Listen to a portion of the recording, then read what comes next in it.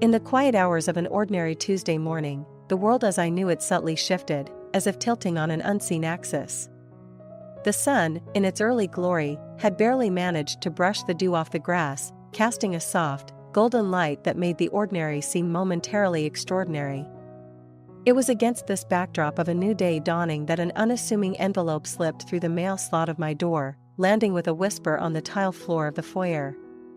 At first glance, it seemed like nothing more than a relic of a bygone era, the kind of envelope one might mistakenly overlook amid a pile of bills and circulars, plain, unadorned, save for my name, Elaine, etched in a handwriting so painfully familiar that it momentarily stole my breath. It was Charles's handwriting, my late husband's, whose presence in our home lingered like a silent whisper in the corners of each room. The days following Charles's funeral had merged into a blur of condolences and empty cups of tea, marked distinctly by the conspicuous absence of our sons, Ethan and Oliver. Their refusal to attend their father's final farewell had planted a seed of confusion and sorrow deep within me, a sorrow compounded by the silent questions that hung in the air, unanswered. Charles had been a stern man, of few words but fair actions, and his sudden passing had peeled back the layers of our family, revealing a rift I hadn't known was so profound. I hesitated before picking up the envelope, as if the act of touching it might somehow bridge the gap between the past and the present. Elaine, the handwriting beckoned, a call from beyond that I couldn't ignore. Clutching it, I retreated to the sanctuary of our study, a room still echoing with Charles's presence, where the scent of his aftershave lingered faintly among the books and papers. The letter inside was brief, its words heavy with a significance that seemed to weigh my hands down as I read. My dearest Elaine. If you are reading this, it means I am no longer here to keep the secret that I've guarded for so long.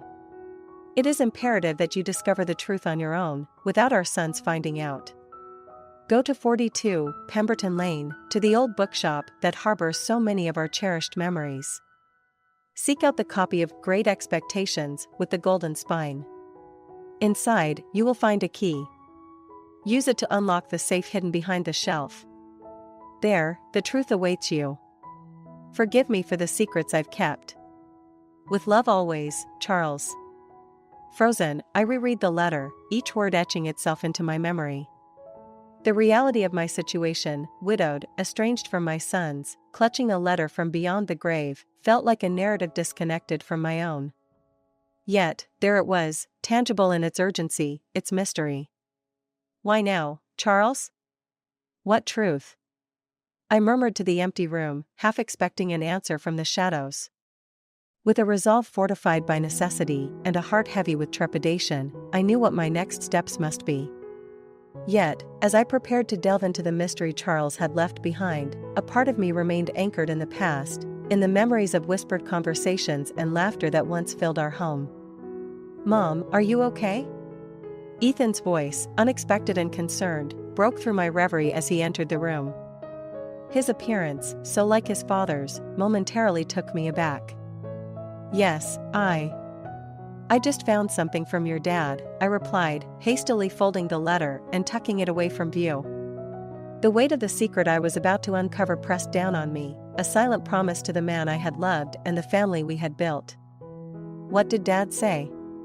Ethan asked, stepping closer, a frown creasing his brow. It's something I need to figure out on my own, I said, mustering a smile that felt as fragile as glass. But I promise, once I know more, you and Oliver will be the first to hear. Ethan nodded, though his eyes clouded with unanswered questions. Okay, Mom. Just make sure you take care of yourself, alright? As he left, I was struck by the enormity of the task ahead. Charles's last request was not just a journey to uncover a hidden truth, but a path that might lead to healing the rifts within our family. With the letter as my guide, I stepped into the light of the day, determined to face whatever lay ahead, for the sake of our past and the hope of a future reunited. The journey to 42, Pemberton Lane, was a journey back in time.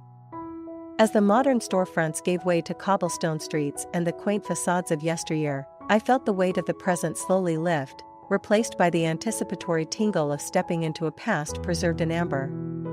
The old bookshop, nestled between a forgotten haberdashery and a tea shop that seemed to whisper tales of a bygone era, stood as a defiant testament to the enduring power of stories. Its windows, framed by peeling paint, offered a glimpse into a world untarnished by the digital age, where each book was a doorway to another life, another time. Pushing open the door, the familiar chime of the bell greeted me like an old friend.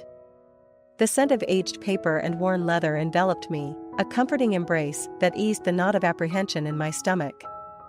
The interior was a labyrinth of towering shelves, each groaning under the weight of countless stories.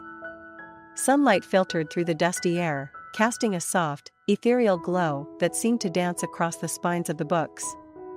"I haven't seen you around here in a while, Elaine," came a voice, warm and tinged with a note of surprise. I turned to find Mr. Penrose, the proprietor, emerging from the shadows of the back room. His hair, once peppered with black, now leaned more towards salt, yet his eyes still sparkled with the same keen intelligence and gentle humor. "It's been too long, Mr. Penrose," I replied, my voice a blend of nostalgia and sadness. "Charles, he left me something to find here." "Ah, Charles," he sighed, his expression softening. "A man of great taste and profound secrets, it seems. How can I assist you in this quest of yours?" I recounted the instructions from Charles's letter, watching as Mr. Penrose's brows arched in intrigue. "A copy of Great Expectations with a golden spine, you say? That's quite specific. Follow me, let's see if we can uncover this mystery together." We navigated the maze of shelves, each turn revealing new wonders and forgotten tales. The bookshop felt alive, a silent guardian of the past, its heartbeat the soft rustle of pages turning in the hands of unseen readers. "Here we are," Mr. Penrose announced, stopping before a section bathed in the golden light of the afternoon sun. "Dickens, a master of human nature and unexpected fortunes. It seems fitting, doesn't it?" My fingers trembled as they traced the bindings, the titles blurring before my eyes until they caught on the glint of gold. Great Expectations, its spine shimmering like a beacon. Pulling it from the shelf, a small, ornate key fell into my hand, its cool metal a stark contrast to the warmth of the leather. "Ah, so the legend is true," Mr. Penrose murmured, peering over my shoulder.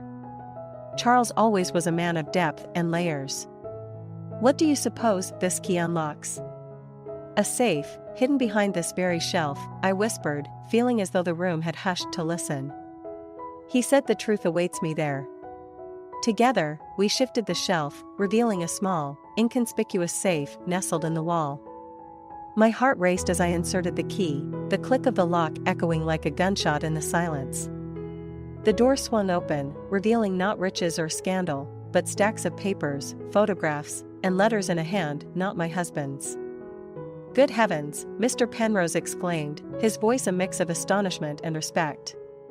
"What have you found, Elaine?" "Answers," I said, my voice barely above a whisper. "Answers and more questions."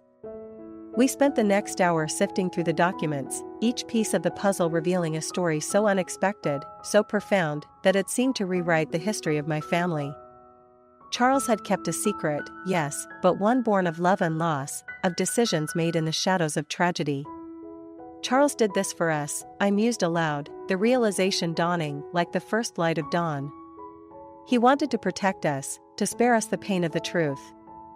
"Sometimes the hardest secrets to keep are the ones we hold out of love," Mr. Penrose said, his voice soft. "What will you do now, Elaine?" "I need to bring my sons home," I declared, a newfound determination stealing my resolve. "They deserve to know the truth, no matter how painful it may be. It's time to heal the rifts that have kept us apart." As I left the bookshop, the sun casting long shadows behind me, I carried not just the revelations of the past, but the hope of reconciliation. The journey ahead would be fraught with challenges, but armed with the truth, I was ready to face them, to rebuild the bridges that secrets had eroded.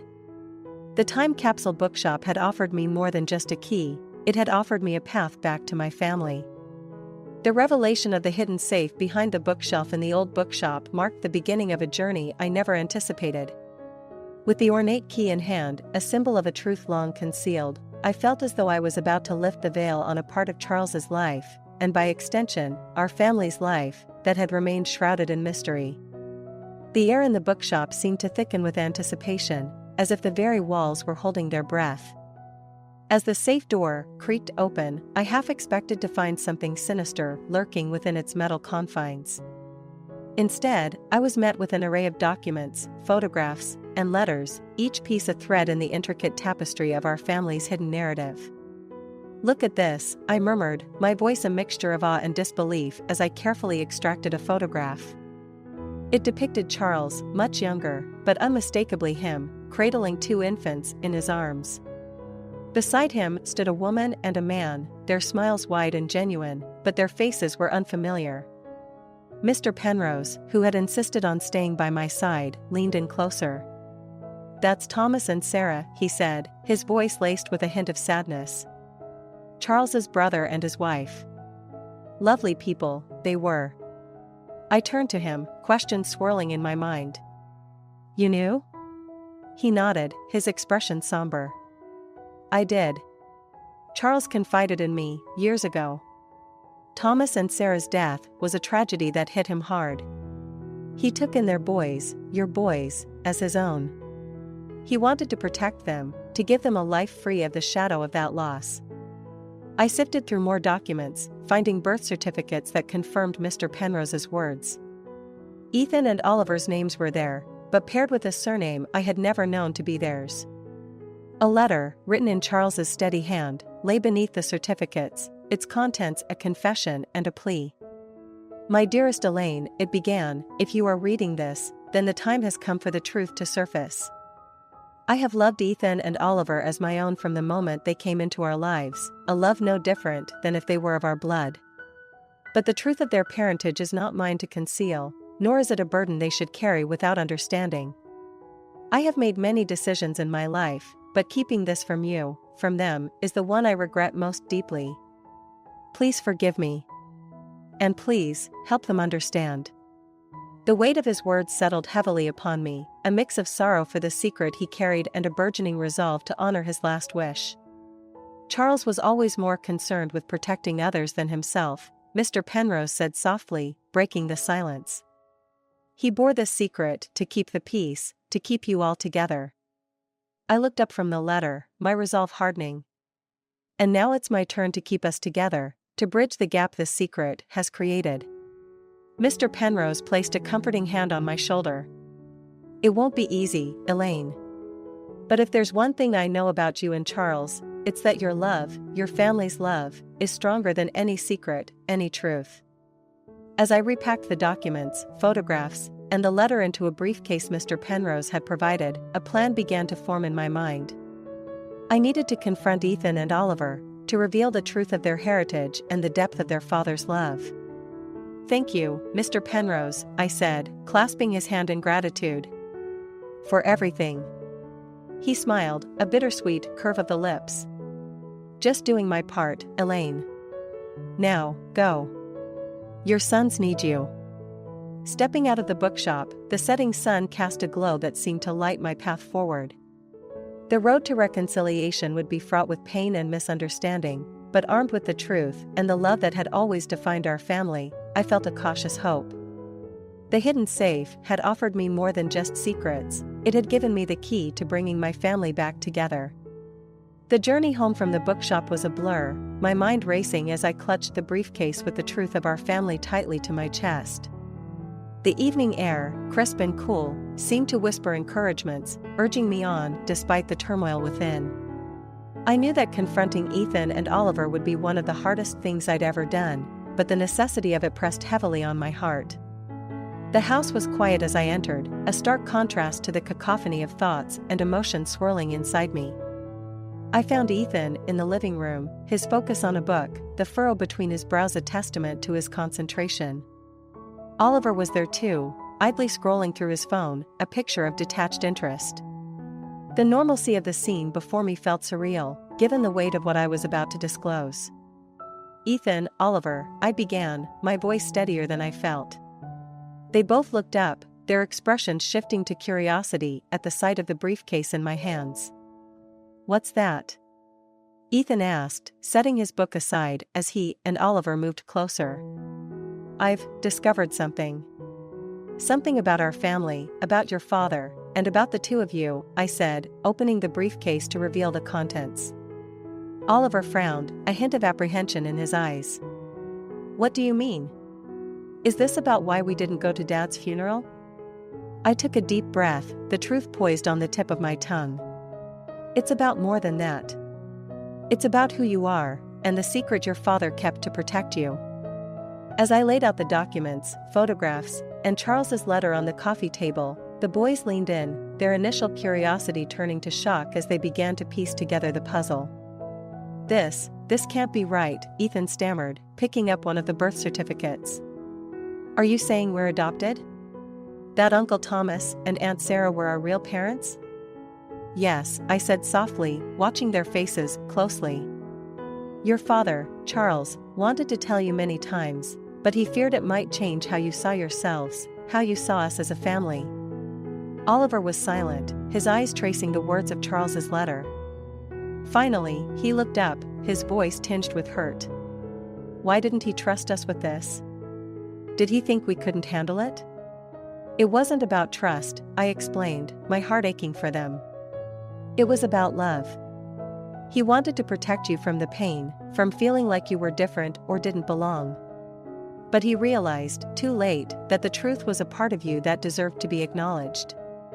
Ethan, always the more contemplative of the two, furrowed his brow.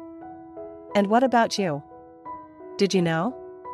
The question was a dagger, but I had braced myself for it. No, I didn't. Your father kept this secret from everyone except Mr. Penrose, the owner of the bookshop. I found out just today, through this letter and these documents. The room was thick with tension, a mix of betrayal, confusion, and a desperate need for understanding. It was Oliver who broke the silence. So, what now? How do we move forward from this? His question hung in the air, heavy with implications. I reached across the table, taking their hands in mine. We move forward as we always have, as a family. This truth changes nothing about how much we love you, how much your father loved you. It's a part of your story, but it doesn't define you. We face it together, learn from it, and let it make us stronger. The conversation stretched late into the night, a cathartic unraveling of years of hidden truths and unspoken fears. There were tears, moments of anger, and ultimately, a cautious step towards healing. Ethan and Oliver, with their newfound knowledge, were at the precipice of redefining their identities, but they were not alone. We were together, a family united not by blood, but by an unbreakable bond of love and understanding. As I watched them, deep in discussion and slowly coming to terms with their past, I realized that this moment, painful as it was, marked the beginning of a new chapter for us all. The truth, once unraveled, laid bare the strength of our family, a strength that would guide us through the uncertainties ahead. The morning after the revelation felt like waking up in a different world. The sun streamed through the windows, casting a warm glow over the breakfast table where Ethan, Oliver, and I sat in a contemplative silence, each lost in thought over the previous night's discussions. The air was thick with unspoken thoughts, the kind that linger after a storm, hinting at both destruction and the promise of renewal. I broke the silence, determined to steer us towards the latter. I've been thinking, I began, my voice steady, about what Charles would have wanted for us, for our family. Ethan looked up, his eyes searching mine. And what do you think that is? He would have wanted us to come together, stronger and more united than ever, I said, feeling the weight of my words. He made a mistake in keeping this from us, but in his heart, he was trying to protect us. Now, we need to honor his memory by facing the future as a family, one that understands and forgives. Oliver nodded, a determined look replacing the confusion from the night before. I agree. Dad, he did what he thought was best. But now it's on us to decide how we move forward. The conversation that followed was a balm to the wounds opened the night before. We spoke of practical matters, like reaching out to Mr. Penrose to learn more about our biological parents, and of emotional ones, like how we could rebuild the trust that had been shaken. It was a dialogue marked by vulnerability and strength, a testament to the resilience of our bond. "I want to understand everything," Ethan said, his voice firm. "I want to know about Uncle Thomas and Aunt Sarah, about their lives. I think it's important for us to embrace all parts of our story." "I do too," Oliver chimed in, his usual reserve giving way to a rare openness. "But I also want us to remember that we're still the same family. This doesn't change how we feel about each other, or about Dad." Their words filled me with hope, a sense that despite the upheaval, we could emerge from this stronger. "Then that's what we'll do," I said, feeling a resolve take root. "We'll learn about your biological parents, honor their memory, and continue to build our family on a foundation of love and understanding. We'll make this journey together, every step of the way." As we cleared the breakfast dishes, the atmosphere was lighter, charged with a new purpose.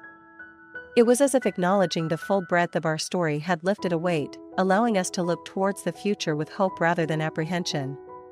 Later, as I watched Ethan and Oliver head out, presumably to the bookshop to meet Mr. Penrose, I couldn't help but feel a surge of pride. They were approaching this with courage and an openness that many would struggle to muster.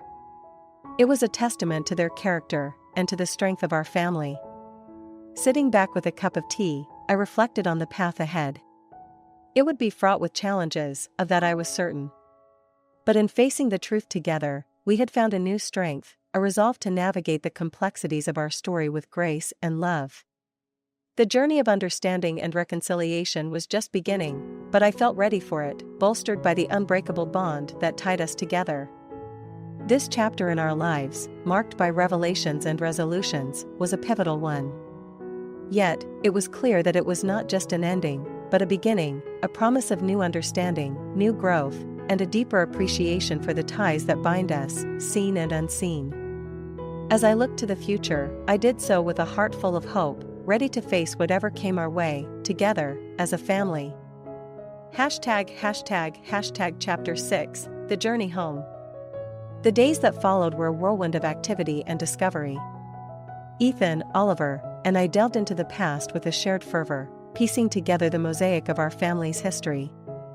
We met with Mr. Penrose, who shared stories and photographs of Thomas and Sarah, painting a picture of their lives with vivid strokes of memory and affection. It was a bittersweet process, learning about the joy and tragedy that had preceded us, but it was a journey we undertook together, a testament to our newfound resolve. One afternoon, as autumn painted the world in shades of gold and amber, Ethan proposed an idea that would solidify our journey of reconciliation and remembrance. "I think we should visit the lake house," he said, the suggestion hanging in the air like a delicate promise. "It's where Dad loved to take us every summer. It feels right to go there, to remember him and to honor our biological parents." Oliver and I exchanged a glance, the weight of the proposal settling in. "I think that's a wonderful idea," I replied, feeling a mixture of excitement and nostalgia. The lake house had been the backdrop of so many family memories, a place untouched by the complexities of the world. The journey to the lake house was a quiet one, each of us lost in our thoughts as the familiar landscape rolled by. When we arrived, the sight of the tranquil water and the rustic charm of the house greeted us like an old friend. We spent the day there, talking, laughing, and remembering. As the sun began to set, painting the sky in hues of pink and orange, we gathered by the water's edge, a bundle of letters and photographs in hand, mementos of Thomas, Sarah, and Charles. "I'd been thinking a lot about family," Oliver began, breaking the silence. "About what it means to be connected, not just by blood, but by love, by memories. I think that's what we have here. A bond that's stronger because of what we've been through." Ethan nodded, his eyes reflecting the fading light. "It's been a hard journey, but I feel closer to both of you than ever before. It's like we've rediscovered what it means to be a family." I looked at my sons, my heart swelling with pride and love. "Charles would be so proud of us," I said, my voice thick with emotion. "We've faced the truth together, and it's brought us closer. We're honoring his memory and the memory of Thomas and Sarah by being here, by being together." As we released the letters and photographs onto the water, watching as they floated away, a profound sense of peace settled over us. It was a symbolic gesture, a way of letting go of the pain and embracing the love that remained. The drive back home was different, filled with plans for the future and reflections on the past. We talked about organizing a memorial for Thomas and Sarah, about continuing to explore our heritage, and about the ways we could keep the memories of our loved ones alive. As we crossed the threshold of our home, I realized that this journey had brought us full circle. We had ventured into the unknown, faced the complexities of our past, and emerged stronger for it. Our family, though reshaped by revelations and time, was more united than ever. The journey home was not just a return to a place, but a return to each other. We had weathered the storm of discovery and found a new beginning, a new chapter in the story of our family. And as we settled into the comfort of our home, I knew that whatever the future held, we would face it together, our bonds unbreakable, our hearts open to the endless possibilities of tomorrow. In the quiet reflection of the evening, I realized that home was not just a place, but a feeling, a sense of belonging and understanding that we carried within us. And as I looked at Ethan and Oliver, I knew that we had found our way home, not just to a house, but to each other, to a family rebuilt on the foundation of love, truth, and resilience. This journey, with all its twists and turns, had led us back to where we belonged, together, as a family.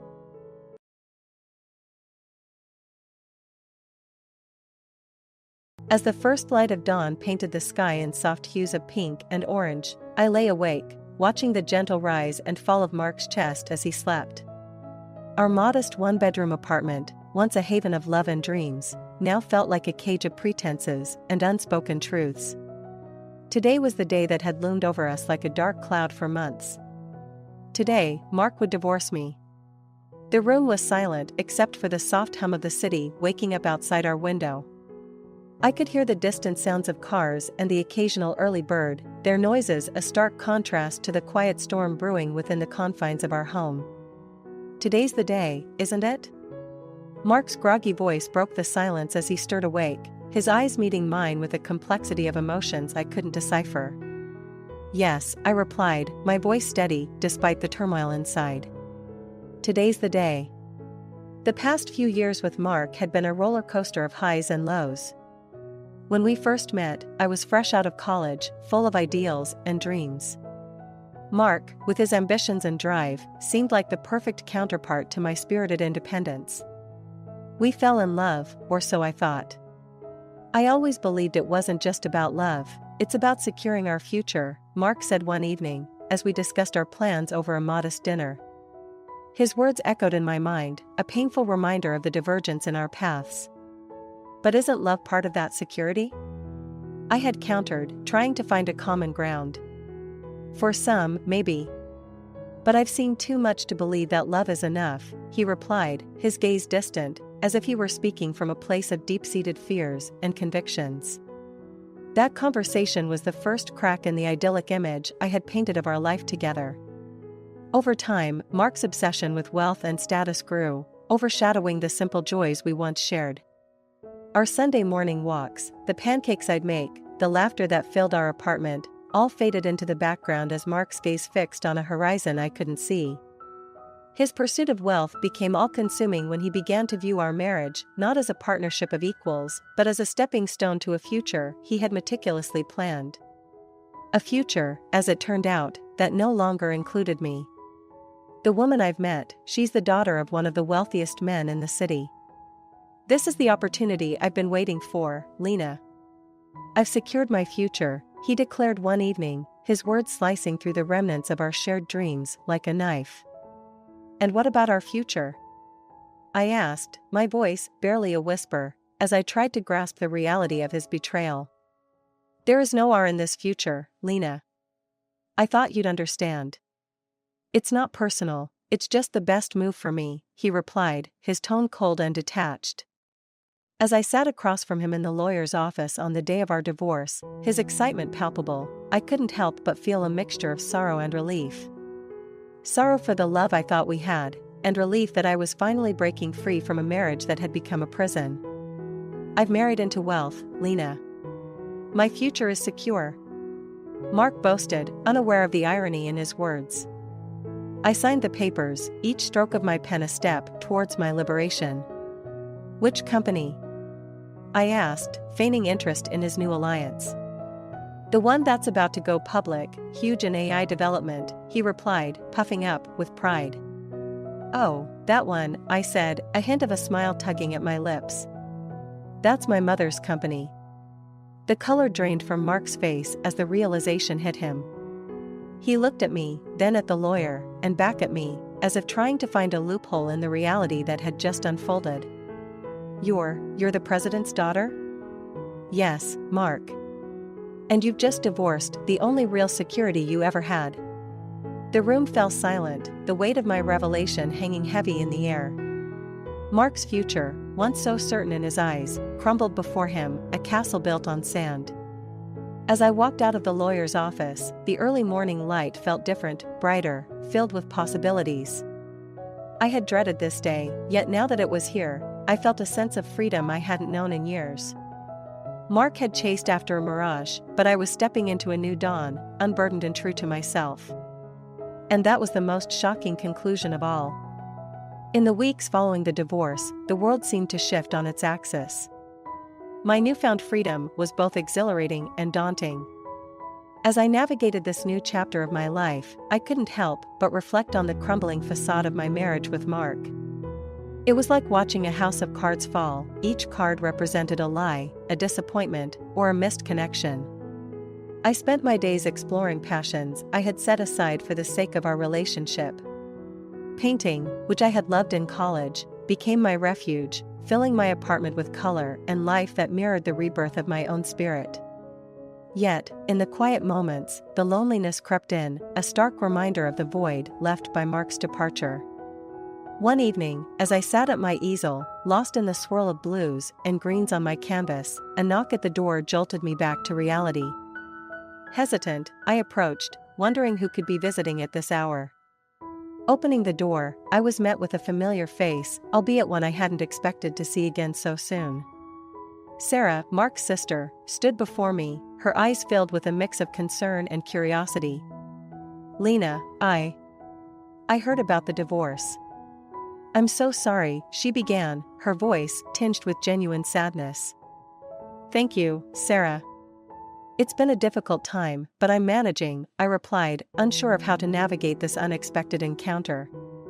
I can't believe Mark would do something like this, to chase after wealth so blindly, Sarah continued, her disappointment in her brother evident. He always had ambition, but I never thought it would lead him here. We sat down, and as Sarah spoke, the image of Mark I had tried to preserve crumbled further. She painted a picture of a brother who had lost his way, consumed by a hunger for status and recognition that overshadowed everything else, including the people who cared for him. Mark always admired you, you know. He admired your independence, your spirit. I think it scared him, in a way. He didn't know how to be part of that without losing himself, Sarah confessed, her words offering a glimpse into the insecurities that had driven Mark away. It's ironic, I mused aloud. He was so afraid of losing himself that he ended up losing everything that mattered. Including me. Sarah nodded, her expression somber. I hope he realizes that one day. Before it's too late. As the evening wore on, Sarah and I shared stories, laughter, and even a few tears. It was a bittersweet meeting, a reminder of the connections that had been severed by Mark's actions. After Sarah left, I returned to my canvas, the conversation replaying in my mind. The facade of our marriage had indeed crumbled, but in its place, something more genuine was beginning to take shape. My own path, unencumbered by the weight of Mark's ambitions. The realization that I was better off without the facade was liberating. I had spent so much time trying to fit into Mark's vision of the future that I had lost sight of my own dreams. Now, with each stroke of my brush, I was painting a new future for myself, one filled with possibilities and the freedom to chase my own happiness. The crumbling facade of my marriage with Mark had been a painful chapter, but it was also a necessary one. It forced me to confront the uncomfortable truths about our relationship and, ultimately, about myself. I had been complicit in maintaining the illusion, afraid of what would happen if it fell apart. Now, as I stood alone but unbroken, I realized that the end of our marriage was not the end of my story. It was the beginning of a journey towards self-discovery, a journey that promised to be filled with its own challenges and triumphs. And as the night deepened, the colors on my canvas blending into a symphony of light and shadow, I knew that I was ready to face whatever came next. The facade had crumbled, but in its place, I had found my strength. The day of the divorce loomed like a specter over my thoughts, casting a long shadow that colored even the brightest moments with a tinge of melancholy. As I prepared for the inevitable, a strange sense of calm settled over me. It was as if the storm of emotions that had raged within me for so long had finally exhausted itself, leaving behind a quiet determination to face whatever came next. I arrived at the lawyer's office, the finality of the situation pressing down on me with each step. The office was sterile, the air thick with the scent of legal documents and cold coffee. As I took my seat across from Mark, I couldn't help but notice the smug look of satisfaction on his face. He was like a cat that had caught the canary, oblivious to the fact that the bird was about to fly away. "Good morning, Lena. I trust you're well," Mark began, his voice dripping with a feigned cordiality that made my skin crawl. "I'm as well as can be expected, given the circumstances," I replied, my voice steady despite the turmoil churning inside me. The lawyer, a middle-aged man with a no-nonsense demeanor, wasted no time in getting down to business. "If both parties are ready, we can begin the proceedings." As the lawyer outlined the terms of the divorce, Mark's eyes gleamed with anticipation. He clearly believed he was walking away with the better deal. Little did he know, the real prize was not the assets we were dividing, but the freedom I was about to reclaim. "Before we finalize everything, do you have any questions or concerns?" the lawyer asked, looking between Mark and me. Mark, eager to conclude the proceedings, shook his head. "No, everything seems in order. I'm ready to move on." It was then that I decided to reveal the truth, the final twist in a tale that Mark had thought he controlled. "Actually, I have one question," I said, turning to Mark with a calmness that belied the significance of my next words. "Which company did you say your future wife's father owns?" Mark, caught off guard, replied with a hint of pride, "The one that's about to go public, huge in AI development." "Why do you ask?" I paused for effect, letting the silence hang in the air for a moment, before delivering the coup de grace. "Oh, that one," I said, a small smile playing on my lips. "That's my mother's company." The impact of my words was immediate. Mark's face drained of color, his eyes darting from me to the lawyer and back again, as if searching for a sign that this was some kind of joke. But there was no humor in the room, only the dawning realization of the magnitude of his mistake. You're the president's daughter?" Mark stammered, his composure crumbling. "Yes," I confirmed, signing the last of the documents. "And you've just divorced me?" The lawyer, sensing the sudden shift in dynamics, cleared his throat uncomfortably. "If there's no further business, I'll proceed with filing the paperwork." Mark's reaction was a mix of panic and disbelief. He babbled incoherently about misunderstandings and second chances, but it was too late. The documents were signed, the marriage was over, and with it, his dreams of a secure future built on the fortunes of others. As I walked out of the lawyer's office, the weight of the past few years seemed to lift from my shoulders. I had entered that room a woman shackled by the expectations and manipulations of a man who had valued wealth over love. I left it free, my spirit unburdened by the deceit that had poisoned my marriage. The day of truth, as I would come to call it, was not just about revealing my family's wealth or exposing Mark's shallow ambitions. It was about reclaiming my identity, about standing in my truth and recognizing my own worth. It was a declaration that I was no longer willing to be a pawn in someone else's game, a reminder that real power comes not from the wealth one accumulates but from the integrity and strength of one's character. And as I stepped into the sunlight, the future stretched out before me, filled with endless possibilities. I was ready to embark on a new journey, one where I would no longer hide who I was or what I valued. The day of truth had set me free, and I was eager to see where this newfound freedom would lead me. The fallout from the revelation at the lawyer's office was immediate and far-reaching. Mark's desperate attempts to reconcile were met with a firm resolve on my part. I had closed that chapter of my life and was not about to reopen it, no matter the promises or apologies that came pouring in. The news of our divorce and the circumstances surrounding it spread like wildfire among our social circles.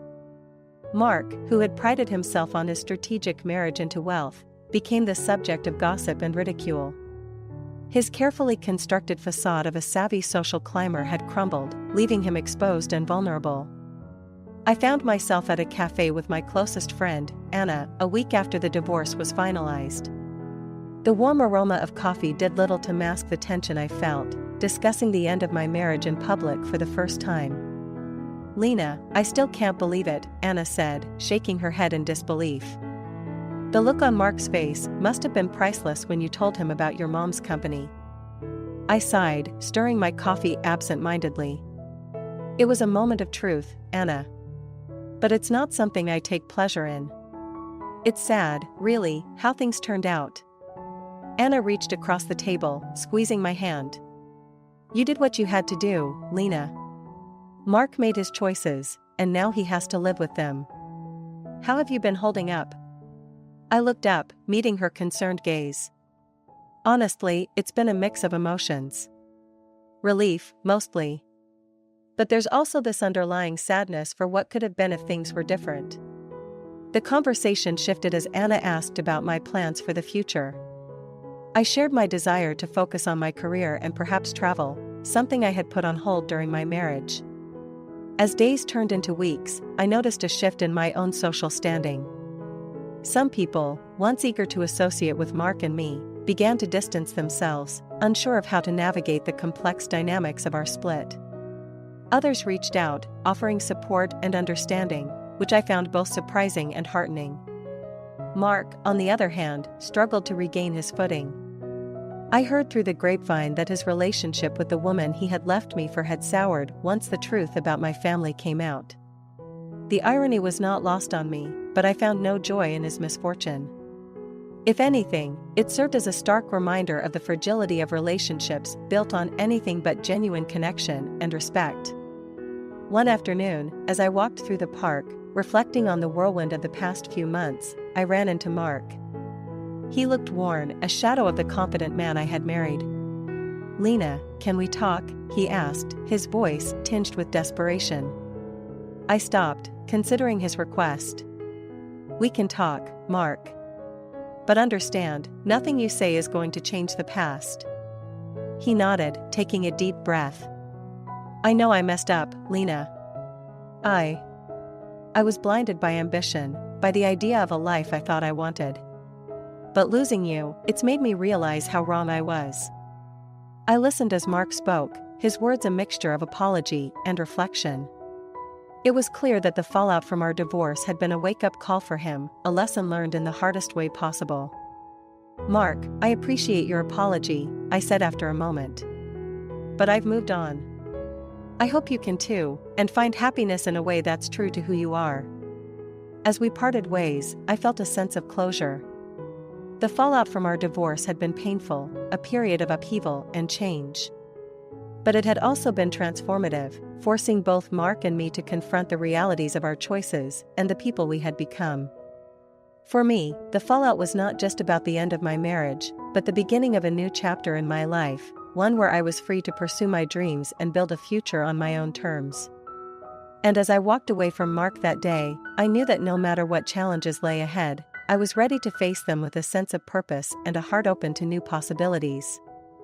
The weeks following my encounter with Mark were filled with a profound sense of liberation.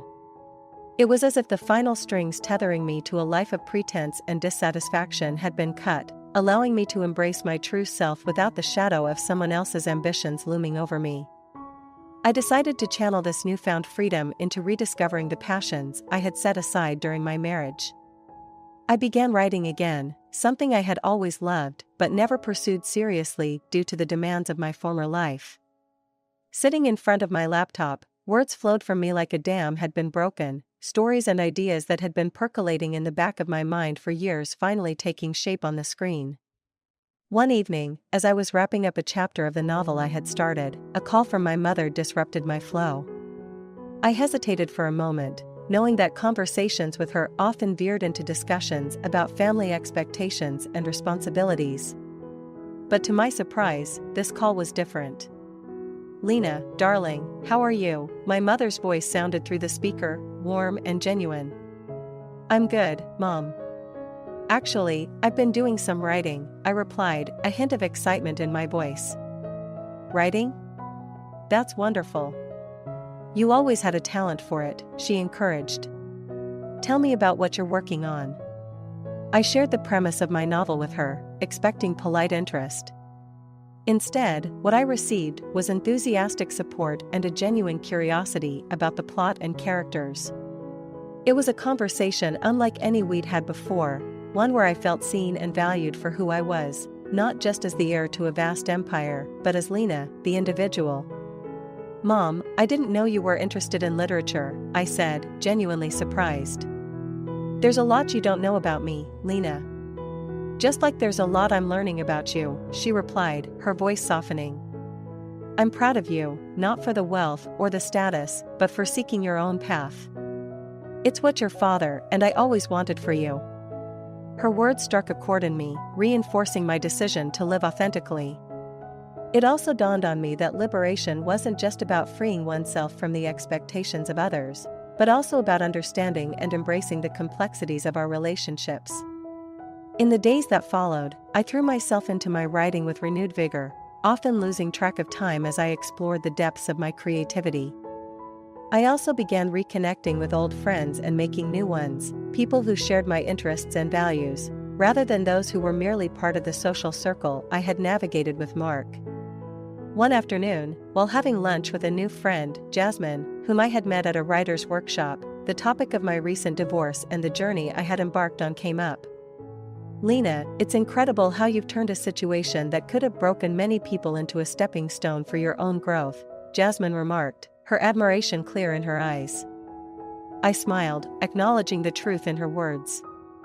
"It hasn't been easy, but I've come to realize that sometimes, you need to go through the storm to appreciate the calm.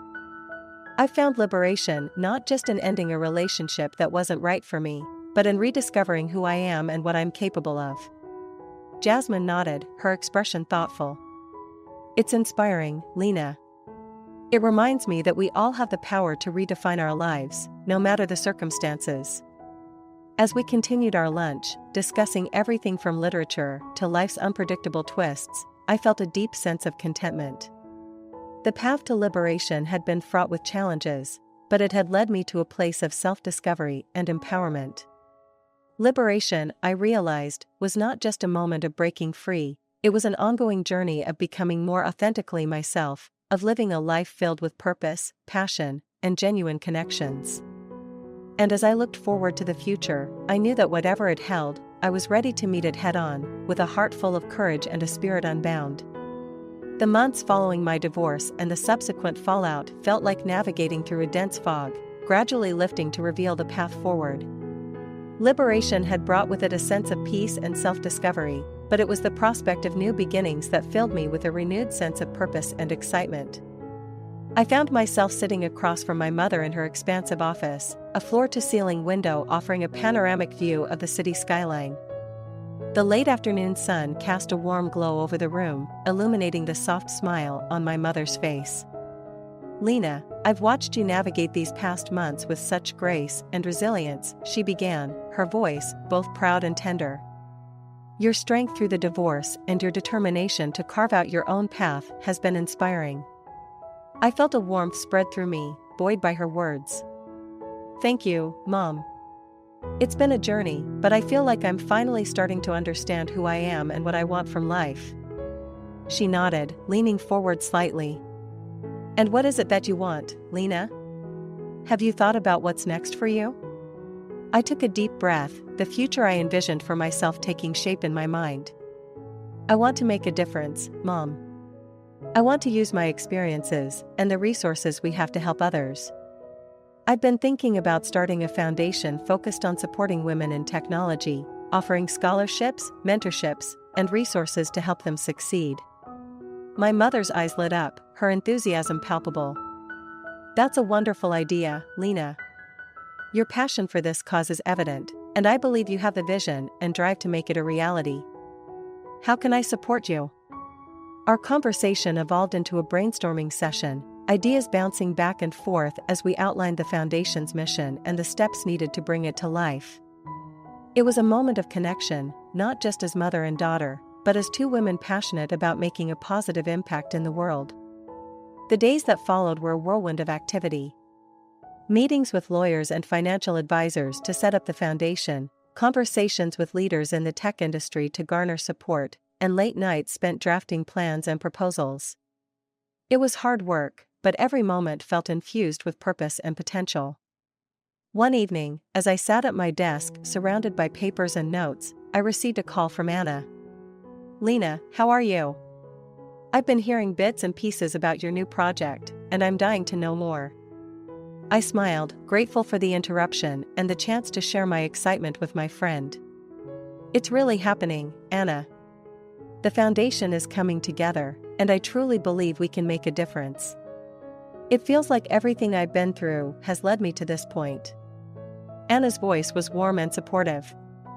"I'm so proud of you, Lena. You're going to change lives, I just know it. And hey, if you need a volunteer or someone to bounce ideas off, you know where to find me." "Thank you, Anna. That means the world to me," I replied, a sense of gratitude washing over me. "I might just take you up on that offer." As I hung up the phone, I leaned back in my chair, taking in the quiet of the room. The challenges of the past felt like distant echoes, overshadowed by the promise of what lay ahead. Starting the foundation wasn't just a new beginning for me, it was a chance to create new beginnings for others, to empower and uplift in ways I had only dreamed of.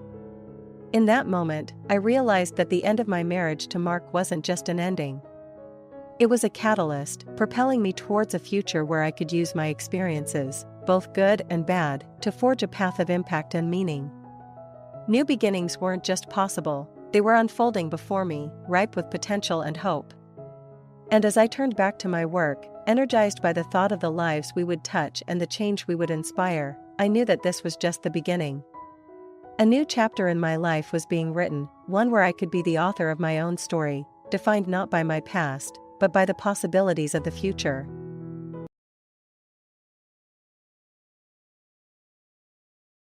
Life, as I knew it, changed the day I met Daniel. It was a whirlwind, an unexpected storm of emotions that swept me off my feet. I, Emily, had always considered myself level-headed, especially when it came to matters of the heart. But Daniel, with his easy smile and a heart as vast as the ocean, made all my reservations vanish like mist under the morning sun. I remember walking into that quaint little coffee shop downtown, the one with the mismatched chairs and the strong aroma of freshly brewed coffee. It was a Tuesday, mundane in every aspect, until my eyes found him. He was sitting by the window, lost in a book, with the late afternoon sun casting a golden halo around him. Our eyes met, and in that split second, something shifted within me. "Is this seat taken?" I asked, gesturing to the chair opposite him. My voice sounded steadier than I felt. He looked up, his gaze piercing yet warm, and shook his head. "Not at all. Please, join me." That was the beginning of everything. We talked for hours, about everything and nothing. Daniel was an enigma, a blend of old-world charm and modern sensibility. He was passionate about his work in environmental law, fighting tirelessly for the underdog, and his eyes sparkled whenever he talked about his dreams of making the world a better place. Sophia came into the picture much later, but in those early days, it was just Daniel and me against the world. We moved from friends to something more with the kind of ease that scared me. I had never fallen so hard, so fast. "I never believed in love at first sight," Daniel confessed one evening as we walked along the riverbank, the city lights reflecting off the water like a myriad of fallen stars. I laughed, my hand finding his. "Neither did I. Yet, here we are." "Here we are," he echoed, pulling me closer. His voice was a whisper against my hair. "I can't imagine my life without you in it." Those words, so simple yet profound, sealed my fate. I fell for him, completely and irrevocably. Our whirlwind romance was the kind poets wrote about, the kind that, in the back of my mind, I feared was too good to last. But as all whirlwinds do, ours settled. We found comfort in the routine of domestic life, our love a steady flame rather than a blazing inferno. Sophia entered our lives around this time, her flair for the dramatic a stark contrast to our quiet existence. But little did I know, the real storm was yet to come. As the novelty of our whirlwind romance gave way to the rhythms of everyday life, Daniel and I found solace in the predictable. We settled into our roles seamlessly, like actors in a well-rehearsed play. I continued to climb the ladder in finance, my days a blur of numbers and negotiations. Daniel, with his unyielding passion for environmental advocacy, found new battles to fight, his determination as infectious as ever. It was during this comfortable lull that Sophia became a permanent fixture in our lives, her presence a constant reminder of the world beyond our bubble. Sophia, with her larger-than-life persona and a laugh that filled the room, brought an energy that was both exhilarating and exhausting. She worked in finance too, but where I saw numbers as a puzzle to be solved, she saw them as a game to be played. Our professional worlds overlapped, but our philosophies could not have been more different. One evening, as the three of us sat around the dining table, a sea of takeout containers between us, the conversation took an unexpected turn. "Daniel, you're too idealistic," Sophia said, her tone teasing, but with an edge. "Saving the world is a noble cause, but at what cost? You need financial backing to make a real impact." Daniel's eyes met mine, a silent question lingering in their depths. I knew he was wondering if I shared Sophia's viewpoint. I took a deep breath, choosing my words carefully. "Sophia, there's more to life than just money," I said, hoping to bridge the gap between their contrasting views. "What Daniel is doing is important. He's fighting for the future, our future." Sophia laughed, a sound that seemed to fill the room. "Emily, my dear, you're as idealistic as he is. But, let's not forget, it's the financial world that keeps everything moving. Without it, dreams remain just that, dreams." The conversation shifted soon after, but the tension lingered, a precursor to the storm brewing on the horizon. It wasn't long before Daniel's parents, with their old-world expectations and traditional values, moved in with us. The shift in our home was immediate and palpable. Privacy became a luxury, and the once peaceful atmosphere was now charged with an undercurrent of tension. Daniel's parents, steeped in their ways, viewed me as an outsider, a fact they did not bother to hide.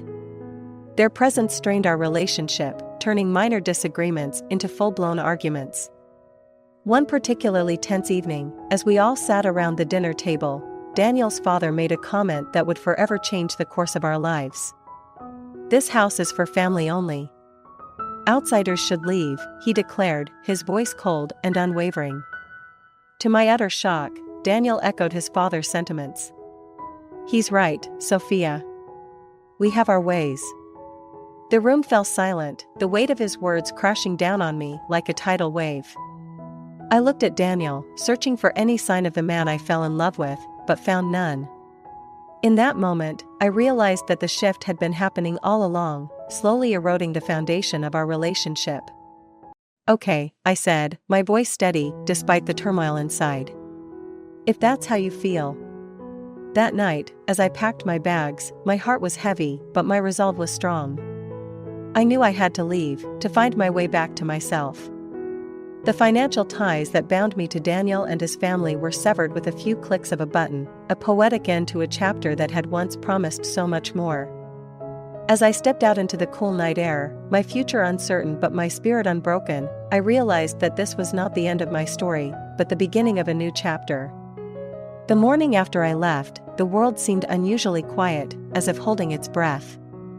I sat in a small, sunlit cafe, a stark contrast to the turmoil within me.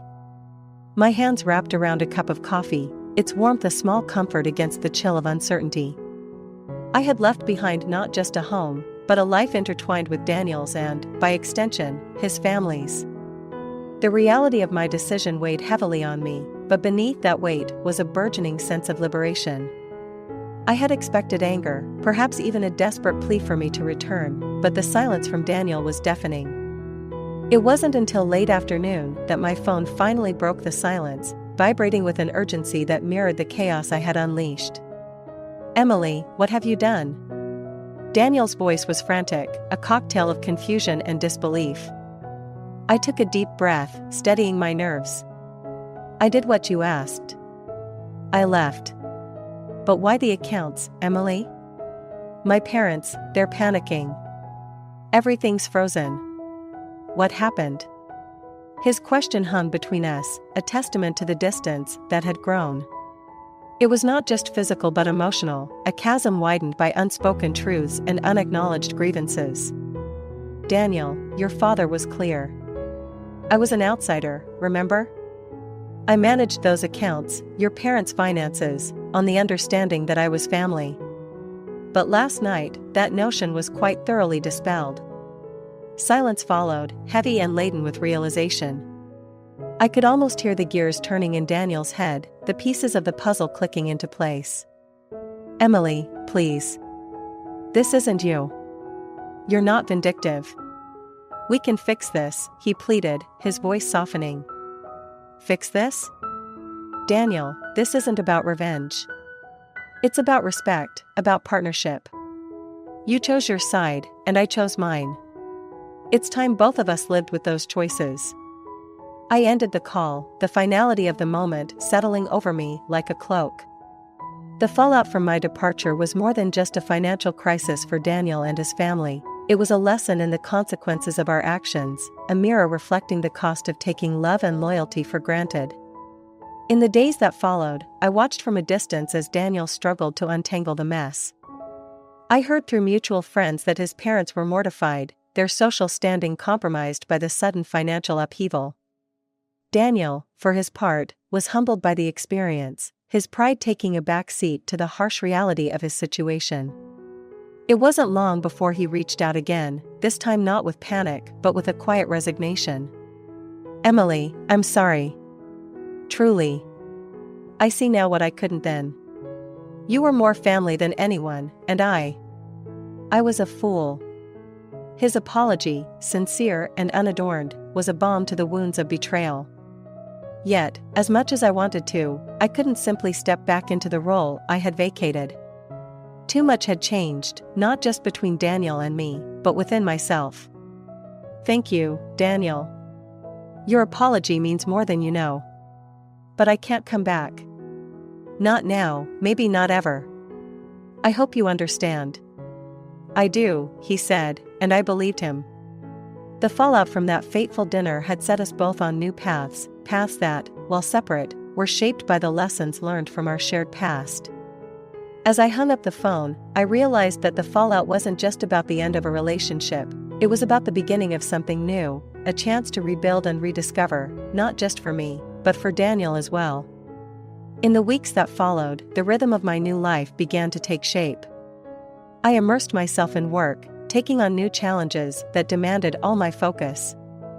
Yet, in the quiet moments, my thoughts would drift back to Daniel, to the life we had shared, and to the abruptness with which it had all come apart. It was during one of these reflective moments, sitting in the tranquility of a park bathed in the golden hues of the setting sun, that the realization began to dawn on me. It wasn't merely the fallout from our financial entanglement or the sharp words that had been exchanged. It was the understanding that, for so long, I had allowed my identity to be intertwined with Daniel's, with his family's expectations, and with a role that I had unconsciously accepted. I had been an integral part of a narrative that wasn't entirely mine, playing a part without questioning whether it was the role I truly wanted. As I watched families and couples around me, each absorbed in their own worlds, a conversation I had overheard earlier that day came to mind. Two friends were discussing the end of a relationship, and one said something that struck a chord within me. "Sometimes, love isn't about holding on. It's about letting go and finding the strength to start anew." The words echoed in my mind, mingling with my own tumultuous thoughts. It was then that an elderly woman, who had been sitting on a nearby bench feeding the birds, turned to me and said, "You look like you're carrying the weight of the world, dear. Want to talk about it?" Her voice, gentle and laced with years of wisdom, was unexpectedly comforting. I found myself opening up to her, sharing the broad strokes of my story, the love lost, and the lessons learned. "You've been given a rare gift," she said after I finished, her eyes reflecting a mix of empathy and resolve. "The gift of a second chance. It's terrifying, but it's also a chance to rediscover who you are, beyond anyone's expectations." Her words, simple yet profound, helped the realization to fully take root within me. I had been focusing on what I had lost, on the pain of betrayal and the upheaval that followed. But what if this was not just an ending, but also a beginning? "Thank you," I said, my voice thick with emotion. "I think I've been looking at this all wrong. It's not just about moving on from Daniel, but moving towards something else, something that's truly mine." The woman smiled, a gesture that seemed to encompass understanding, encouragement, and a shared sense of human resilience. "Exactly, dear. It's your story now. Make it one worth telling." As I left the park that day, the weight I had been carrying felt lighter. The path ahead was still uncertain, and the wounds were far from healed, but the realization had brought with it a newfound sense of clarity. It was time to step out of the shadow of my past and into the light of a future that was mine to shape. In the days that followed, I began to make deliberate choices about how I wanted to live my life, about the values I wanted to uphold, and the dreams I wished to pursue. The realization that I was no longer bound by a narrative that wasn't mine was both liberating and daunting. But I was ready to embrace it, ready to discover who Emily was when she wasn't someone's partner or adversary. The journey was just beginning, but for the first time in a long time, I felt a sense of excitement about the unknown. The realization had set me free, and I was eager to see where this newfound freedom would lead. The concept of a new beginning is both exhilarating and daunting. For me, it meant leaving behind the familiar, even if it was fraught with discord, and stepping into the unknown with nothing but a belief in myself and the desire for a life that reflected who I truly was. This chapter of my life began with the decision to move to a new city, a place where the remnants of my past life with Daniel wouldn't shadow every street corner and coffee shop. It was a fresh canvas, an opportunity to redefine myself on my own terms. My first day in the new city dawned bright and clear, a symbolic start to my new beginning. As I unpacked boxes in my new apartment, a space I had chosen for its light and the promise of a view that I could lose myself in, my phone rang. It was Sophia, my best friend and confidant through the tumultuous end of my marriage. "Emily, how's the first day in your new kingdom?" Sophia's voice was like a warm hug, full of excitement and support. "It's overwhelming, but in a good way. It feels right, Sophia. Like I'm finally where I'm supposed to be," I replied, looking around at the half-unpacked boxes that surrounded me. "That's because you are. Just remember, Em, this is your chance to rediscover the passions you put on hold. You're not just starting over, you're starting better," she encouraged, her words bolstering my resolve. Our conversation was a reminder of the support system I had, a network of friends who believed in me even when I struggled to believe in myself. Sophia's words stayed with me as I ventured out to explore my new neighborhood. The city was alive with possibilities, each street and alley whispering secrets and stories I was eager to discover. A few days later, as I sat in a local cafe that quickly became my go-to spot for morning coffee, I struck up a conversation with the person next to me. He was an artist, his sketchbook filled with the vibrant life of the city as seen through his eyes. We talked about creativity, about the courage it takes to follow one's passion, and about the city that we both were learning to call home. It's not easy, starting over. But there's something beautiful about it, too. You get to decide who you want to be, without anyone else's expectations weighing you down, he said, his pencil pausing over the page. You're right. I'm finding pieces of myself I had forgotten, rediscovering what it means to be me. It's scary, but it's also incredibly freeing, I admitted, feeling a kinship with this stranger who understood the journey I was on. That conversation in the cafe was a turning point, a moment that solidified my resolve to embrace this new beginning with open arms. It wasn't just about moving to a new city or escaping the shadows of my past. It was about giving myself permission to dream again, to explore the facets of my identity that I had neglected. As the weeks turned into months, I found myself more settled, more at peace than I had been in years. I took up painting, something I had always wanted to try but never had the courage to pursue. I explored my new city with the curiosity of a traveler, each day offering new sights, sounds, and experiences. I met people who, like me, were on their own journeys of discovery and growth. One evening, as I sat on my balcony watching the sunset paint the sky in hues of gold and pink, I realized how far I had come. The new beginning I had embarked on was no longer just about geographical change or escaping a painful past. It was about growth, about learning to live authentically and passionately. It was about building a life that was not defined by others, but crafted by my own desires and dreams. The journey was far from over, but for the first time I felt truly excited about the path ahead. The new beginning was not just a chapter in my life, it was the start of a whole new story, one where I was the author, and the possibilities were endless. Months had woven themselves into the fabric of my new life, each thread a testament to the journey I had embarked upon, a journey of rediscovery, resilience, and renewal. It was during one of those serene evenings, as I sat in my now familiar apartment surrounded by canvases that bore witness to my evolving passion for painting, that the full magnitude of my transformation struck me. The room was bathed in the soft glow of sunset, casting shadows that danced along with my thoughts. My phone buzzed, slicing through the silence. It was a message from Daniel, the first in what felt like a lifetime. His words were tentative, a request to meet and talk about everything that had happened. I stared at the screen, emotions swirling within me, a tempest of the past and present colliding. I took a deep breath and decided to respond later. For now, I needed this moment of reflection, to acknowledge the path I had traveled and the person I had become. It was then that there was a soft knock on my door. I opened it to find my neighbor, Mia, standing there with a smile and a homemade pie in her hands. "Thought you might enjoy this. It's my grandma's recipe," she said, her gesture a reminder of the simple, beautiful connections that had begun to weave the tapestry of my new life. "Thank you, Mia. That's so thoughtful of you. Would you like to come in for a cup of tea?" I offered, grateful for her kindness. As we sat down, the conversation flowed naturally, from trivial day-to-day matters to deeper reflections on life's unpredictable journey.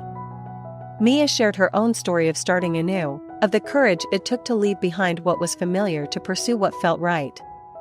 It's never easy, is it?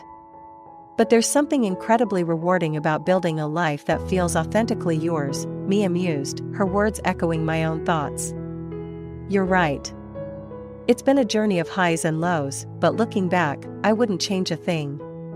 It's led me to this moment, to a life that feels more me than ever before, I shared, feeling a sense of camaraderie in our shared experiences. Our conversation lingered on the topic of reflection, of looking back not in regret but with an appreciation for the growth that comes from life's challenges. Mia's presence, her story, was a reminder of the beauty in shared human experiences, in the resilience that binds us. After Mia left, I found myself drawn to the canvas, inspired to capture the essence of reflection, not just as a mirror to our past, but as a gateway to our inner growth. As my brush moved across the canvas, I contemplated the meeting with Daniel. It was an opportunity for closure, a final chapter in the story of us that needed to be written.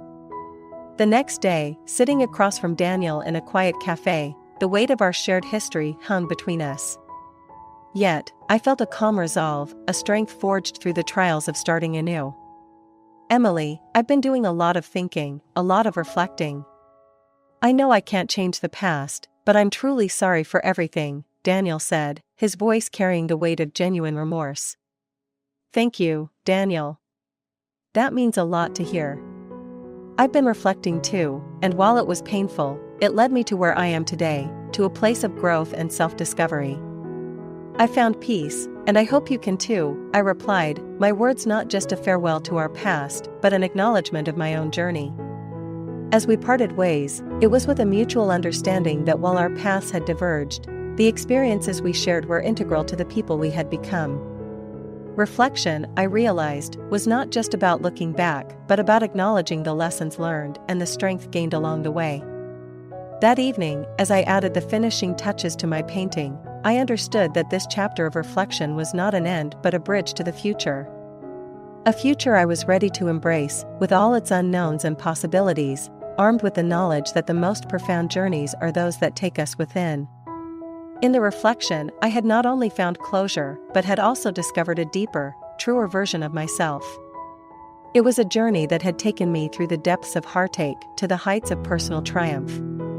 And as I looked forward, I knew that the reflection would always be there, a reminder of where I had been and the endless potential of where I could go.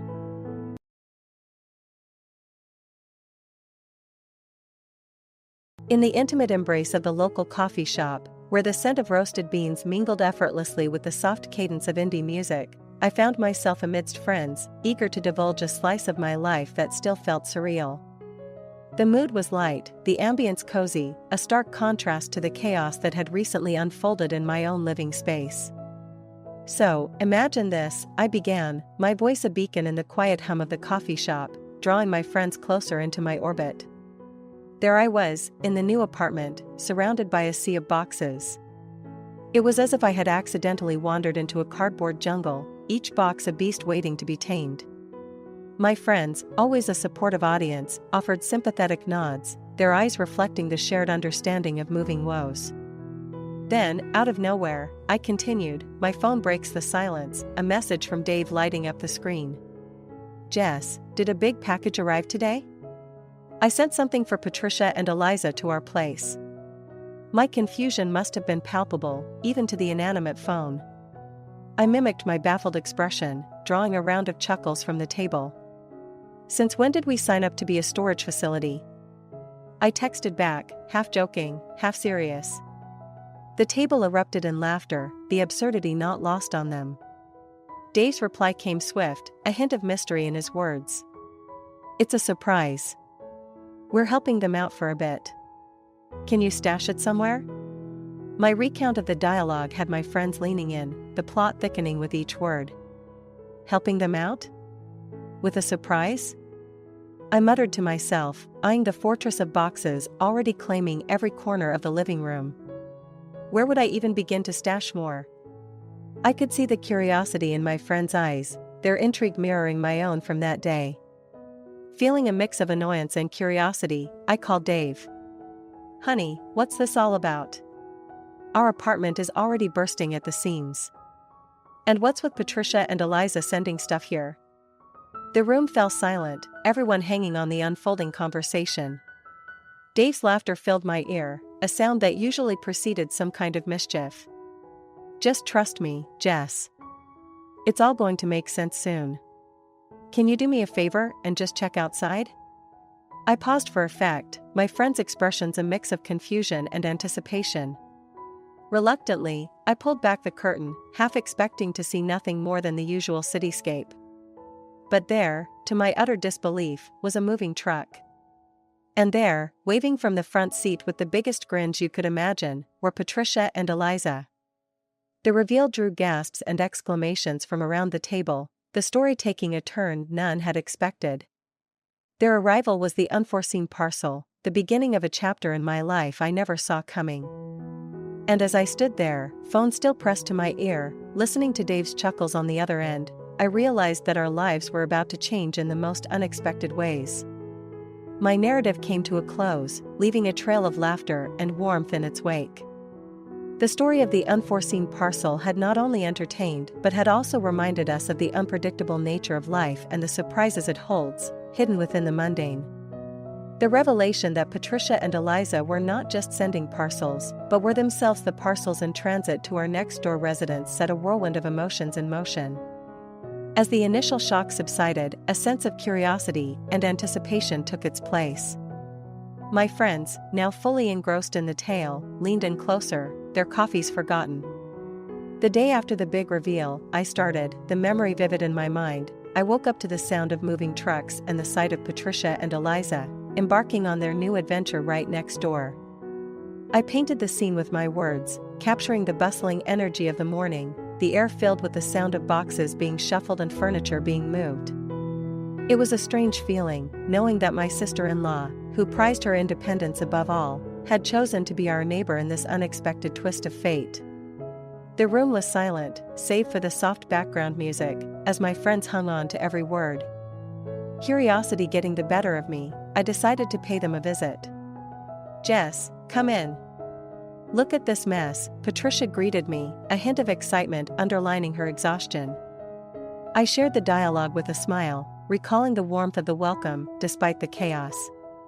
The apartment was a mirror image of ours, yet seeing it filled with their belongings gave it an entirely different character. Boxes labeled "Kitchen," "Eliza's room," and "Miscellaneous" were stacked in every corner, creating a labyrinth of cardboard. The detail drew chuckles from my friends, the imagery all too familiar. "So, what's the plan?" I asked, navigating through the maze of boxes to join them in what would eventually be the living room. The conversation flowed naturally, the question on everyone's minds now voiced. Patricia, ever the visionary, launched into an explanation. "We're here temporarily, just until the yurt on our new plot of land is ready." Dave's idea, can you believe it? He thought it would be good for us to be close, especially with everything going on. I could see my friends' expressions shift from amusement to interest, the story taking on new layers. "A yurt?" I echoed, the concept so foreign yet intriguing. "Yes, a yurt. It's going to be an adventure, but in the meantime, we get to be neighbors. And we're planning on making the most of it," Eliza chimed in, her youthful enthusiasm infectious. Their optimism and excitement were palpable, even in recollection. The conversation turned to plans for the shared spaces between our apartments. "We should start a small garden," Patricia suggested, her eyes alight with the prospect of bringing a piece of their future yurt life into our urban setting. The idea of a communal garden sparked a sense of community and togetherness, not just among us, but within the narrative I shared. As I left their apartment, the weight of the unexpected shift in our lives began to settle. Patricia and Eliza, once distant relatives, were now neighbors, woven into the daily fabric of our lives. The chapter closed on a note of reflection, the unexpected neighbors bringing with them a promise of change, growth, and the joy of newfound closeness. My friends, now fully captivated, eagerly awaited the next chapter, their imaginations alight with visions of community gardens and yurt dreams taking root in the heart of the city. As the novelty of having Patricia and Eliza as neighbors began to settle into a comfortable routine, their yurt dream became a focal point of our conversations. The coffee shop, with its ambient warmth and the gentle strumming of a guitar in the background, provided the perfect backdrop for this unfolding chapter. "The yurt dream," I began, my voice tinged with a mix of admiration and curiosity, wasn't just a whimsical idea. For Patricia and Eliza, it was a deeply rooted desire for a simpler, more connected way of life. My friends, now fully invested in the narrative, listened intently, their imaginations painting pictures of what was to come. One evening, over a shared meal that had become a regular occurrence between our apartments, Patricia laid out the blueprints on the dining table. "This is it," she said, her finger tracing the circular design of the yurt. "Our future home." The mention of blueprints brought a tangible element to the dream, drawing everyone closer to the vision. "But why a yurt?" I remember asking, the concept still somewhat foreign to me. Patricia's response was heartfelt, her passion for the project shining through. "It's about simplicity and sustainability," she explained. "A yurt offers us a chance to live closer to nature, to minimize our impact, and to foster a sense of community. It's not just a house, it's a lifestyle." Her words painted a vivid picture of the life they aspired to, one that resonated with a part of me that longed for simplicity amidst the urban chaos. Eliza, with the enthusiasm of youth, chimed in, "And we can design it however we want. It's going to have a skylight right at the top, so we can watch the stars at night." The room was silent, save for our collective breaths, as we envisioned the beauty of a starlit sky viewed through the lens of a yurt skylight. Their excitement was infectious, and as they spoke, I found myself drawn into the dream. "So, when do you start building?" I asked, the practical side of me curious about the logistics. Patricia's smile was wistful, tempered by reality. "There have been some delays with the permits and the land. It's a process, but we're hoping to start in the spring." The mention of delays brought a sense of shared frustration but also a determination to overcome the hurdles.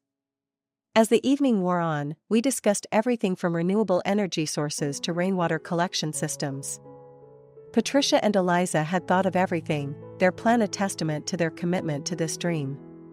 My recounting took a pause, allowing the weight of their aspirations to sink in. Before we parted ways that night, Patricia handed me a small, hand-drawn sketch of the yurt. "For inspiration," she said. "Who knows? Maybe you'll join us in the yurt life one day." The gesture was touching, a symbol of their openness and the expanding boundaries of our relationship. As I made my way back to my apartment, the sketch in hand, I couldn't help but feel a part of their dream.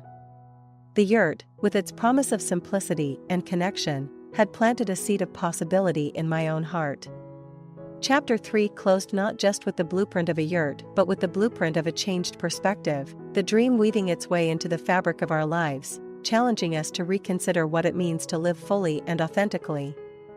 My friends, silent and reflective, were caught in the gravity of the dream, their thoughts no doubt wandering to the possibilities of their own yurt dreams in the vast canvas of life. The yurt dream, while a personal journey for Patricia and Eliza, soon evolved into something far greater, a community project that sought to bring the essence of yurt living into the heart of our urban neighborhood. As the story unfolded in the cozy confines of the coffee shop, with the aroma of freshly brewed coffee mingling with the scent of pastries, I delved into the next chapter, my friends hanging on every word. "The community project," I began, the excitement in my voice mirroring the enthusiasm that had gripped our little corner of the city, was Patricia and Eliza's brainchild, a way to share the principles of sustainable living with everyone. Interest sparked in my friends' eyes, their imaginations already painting vivid pictures of the transformation about to take place. "It all started one sunny afternoon," I continued, "when Patricia knocked on my door, a bundle of papers in her hand and a fire in her eyes. "Jess, we've got an idea," she announced, spreading the papers across my kitchen table. "We're going to start a community garden." The idea of a community garden in our concrete jungle was both novel and exciting, a green oasis in the midst of urban sprawl. "A community garden?" I echoed, my curiosity piqued. "Yes, but not just any garden," Eliza piped in, her youthful enthusiasm contagious. "We want it to be a space where everyone can come together, learn about sustainable living, and grow their own food." Their vision was clear, and their passion was infectious, drawing me in further. "And we're thinking of hosting workshops, too," Patricia added. "Everything from building birdhouses to composting. We want to create a space that's not only about growing food but also about growing as a community." The scope of the project was ambitious, but with Patricia and Eliza at the helm, it felt entirely achievable. "How can I help?"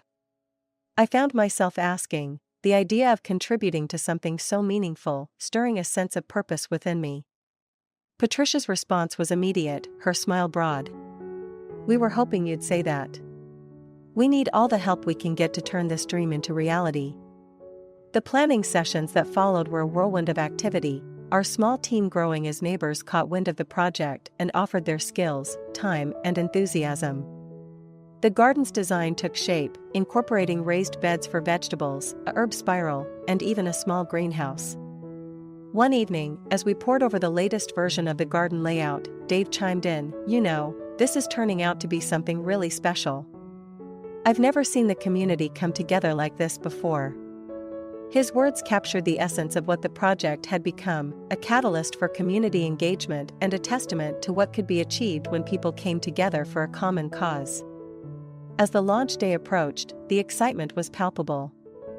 Banners were raised, tools were gathered, and seeds were sown, both literally and metaphorically. The day of the garden's inauguration was a celebration of community spirit, with neighbors of all ages coming together to plant the first seeds of what would become not just a garden, but a communal living room, open to all. Standing there, amidst the laughter and the shared labor, I realized that this garden was a reflection of the yurt dream, a space where simplicity, sustainability, and community intersected. Chapter 4 closed on a note of hopeful anticipation, the community project not just a chapter in our story, but a seed for future stories to grow from. My friends, inspired and moved, could hardly wait to see how this seed would blossom in the chapters to come, their own sense of community spirit kindled by the tale of a garden that grew from a dream. The community garden, now a burgeoning testament to our collective efforts, had become the heart of the neighborhood, pulsing with life and the spirit of collaboration. It was in this chapter, shared over the gentle clinks of coffee cups and the subdued chatter of the coffee shop, that the depth of our journey truly began to unfold. The spirit of collaboration, I began, my voice infused with a mixture of pride and wonder, didn't just cultivate a garden, it cultivated a community. As the garden grew, so did our relationships, transforming strangers into neighbors and neighbors into friends. My friends leaned in, their interest piqued by the unfolding narrative of unity and shared purpose. One afternoon, as I was tending to the tomatoes, Mr. Henderson, the retired school teacher from the end of the street, ambled over. "You know, Jessica," he said, leaning on his cane, "I've lived here for 30 years, and I've never seen anything like this." The mention of Mr. Henderson, a well-respected figure in our neighborhood, underscored the wide-reaching impact of our project. "It's pretty amazing, isn't it?" I replied, wiping the sweat from my brow. "More than that, dear. It's transformative. I've got a box of old gardening tools in my shed, would they be of use to you?" His offer was generous, reflective of the newfound sense of community the garden had inspired. Our conversation highlighted the cascading effect of goodwill the garden had initiated, a sentiment echoed by many who visited. As the garden flourished, so too did the array of community-led workshops. One Saturday, under the shade of an old oak tree, Patricia and Eliza hosted a workshop on sustainable living practices. The turnout was remarkable, with faces young and old eager to learn and share. The workshop, a blend of education and community bonding, became a cornerstone of our collective experience. "Why is sustainability important?" a young boy asked, his hand shooting up amidst the crowd. Patricia knelt down to his level, her eyes sparkling with enthusiasm. "Because it helps us take care of our planet. It teaches us to use less, waste less, and live in harmony with nature." Her explanation, simple yet profound, resonated with the audience, a shared nod of agreement rippling through the crowd.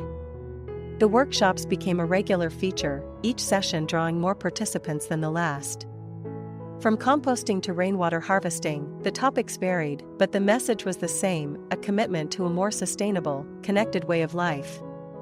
Our gatherings, once centered around the tangible aspects of gardening, had evolved into forums for learning and growth, a space where community members felt empowered to contribute their knowledge and skills. One day, as we sat planning the next workshop, Dave, ever the pragmatist, raised a question. "How do we keep this going? How do we ensure that the spirit of this garden, this community, lives on?" His question, though laced with practicality, sparked a deeper reflection on the legacy of our endeavors. Patricia leaned forward, her gaze sweeping over the plans sprawled across the table. "We document it. We share our story, our successes, and our challenges. We make this garden a model for others, not just in our city, but everywhere." Her response, visionary in its scope, captured the essence of what we had created, a blueprint for community-driven change, rooted in the principles of sustainability and collaboration. As the chapter of the spirit of collaboration drew to a close, the garden stood as a living testament to what could be achieved when individuals come together for a common purpose. It was no longer just about growing food, it was about growing a community, one that thrived on the principles of sharing, learning, and mutual support. The narrative, enriched by the characters and their contributions, left my friends inspired and reflective, contemplating the power of collaboration in their own lives and communities. The story of our garden, a microcosm of the wider world, had woven a tapestry of hope, resilience, and the enduring spirit of human connection. As the seasons changed, so did our little urban oasis, blossoming into a vibrant community hub that had, in many ways, redefined our neighborhood's identity. This chapter, shared among the comforting familiarity of our favorite coffee shop, with the soft melody of an acoustic guitar providing a gentle soundtrack, was about reflection, celebration, and looking forward. The new beginning, I started, my voice carrying a mixture of nostalgia and anticipation, wasn't just about the garden or the workshops. It was about us, as a community, stepping into a future we had crafted with our own hands. My friends, now as invested in the story as if they had been part of it themselves, nodded in understanding. One evening, as the sun dipped below the horizon, painting the sky with strokes of pink and orange, we gathered in the garden for a community dinner. It was a celebration of all we had achieved and a chance to dream about what was next. The imagery of the gathering, set against the backdrop of a sunset, drew my friends further into the moment. "Can you believe how far we've come?" Dave said, handing me a plate piled high with food grown in our garden. I smiled at the memory, the sense of accomplishment tangible even now. "It's incredible. This garden has grown into something much bigger than any of us imagined." Our exchange, simple yet profound, underscored the journey we had embarked upon together. As we ate, Patricia stood up, tapping her glass for attention. "I want to propose a toast," she began, her voice steady and clear. "To new beginnings, to the power of community, and to the countless adventures that lie ahead." Her toast was met with a chorus of cheers, the air filled with a sense of unity and shared purpose. Later that evening, as the festivities wound down, Eliza pulled me aside. "You know, my mom and I have been talking. Once the yurt is finished, we're planning on starting a series of workshops there, about living sustainably, but also about building community." Her revelation was exciting, a continuation of the legacy we had begun to build. "That sounds amazing, Eliza. You can count on us to help in any way we can," I assured her, the promise of future collaboration strengthening the bonds between us. The conversation, filled with hope and anticipation, was a testament to the enduring spirit of our community. As the night drew to a close, and our neighbors slowly departed, leaving trails of laughter and conversation in their wake, I took a moment to look around. The garden, illuminated by strings of soft lights, was more than just a space for cultivation. It was a symbol of our collective resilience, creativity, and determination. The reflection was a moment of quiet amidst the celebration, a chance to take stock of the journey and the transformations it had wrought. The new beginning was not an end, but a launching pad for future endeavors, for dreams yet to be realized, and for a community forever changed by the simple act of coming together. As I concluded the chapter, the story resonating in the quiet of the coffee shop, my friends sat in thoughtful silence. The narrative had transcended the bounds of our little gathering, touching on universal themes of change, growth, and the endless possibilities that arise when individuals unite with a common vision. The garden, our community project, had planted seeds of change that would grow for years to come, a living legacy of what can be achieved when we dare to dream, collaborate, and embark on new beginnings.